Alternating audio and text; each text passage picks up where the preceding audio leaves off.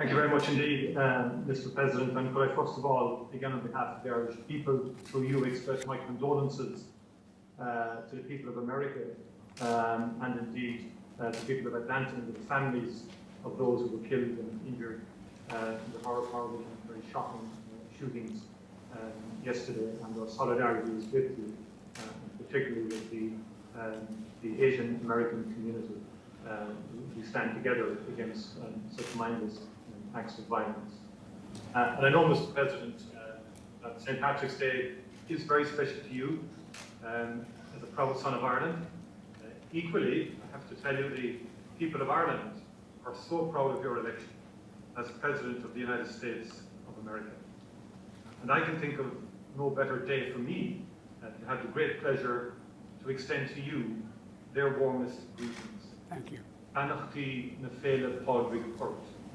Happy St. Patrick's Day. Now, as you said, it feels strange to have to celebrate apart. As you know well, Irish people love to come together to celebrate our heritage and culture with song, with dance, with parades, with poetry, and with pride. And this year, because of the pandemic, it just simply isn't possible. And here in Ireland, people are marking the occasion in their homes, but they will be thinking especially of their loved ones around the world and sending them best thoughts and wishes. And they will do so in the hope that next year will be better, as I and you believe it will. It will. With each person vaccinated, we move closer to the day when people can meet each other, hug each other, and celebrate again.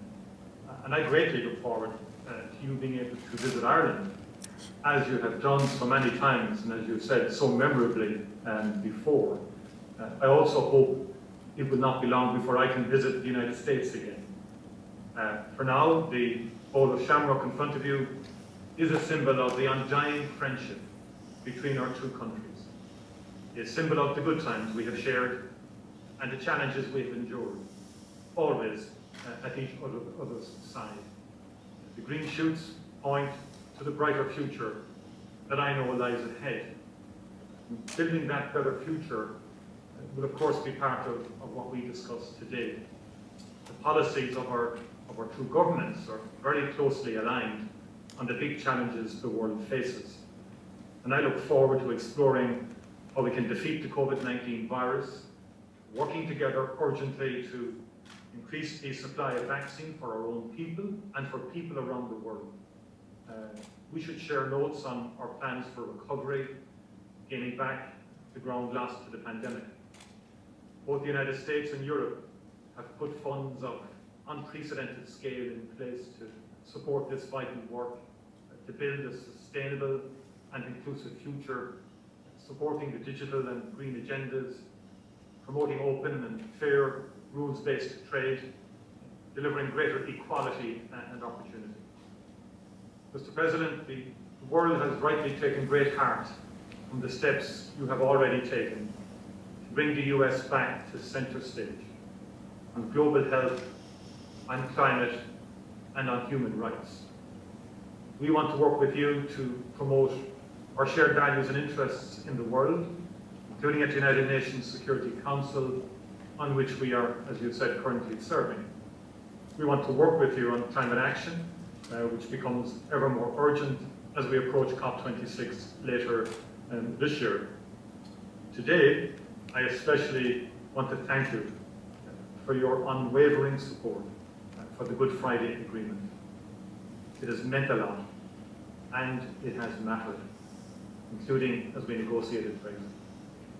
With a new trading relationship now in place between the European Union and the United Kingdom, and a protocol that protects peace and avoids a hard border on this island, I want to move forward with a positive relationship with the United Kingdom.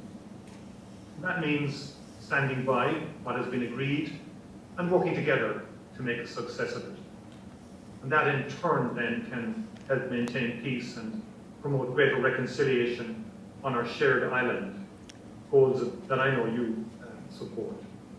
There are so many areas where the Irish and American people are already working together, and we will celebrate some of them here today. consortium through which our practitioners and researchers will pool their efforts to defeat cancer, that most pernicious disease. And I know it's very close to your heart in terms of dealing with that. The new initiative to share our portrait and bring it to newer and younger audiences that we will announce today. Mr. President, like you, I am fundamentally an optimist.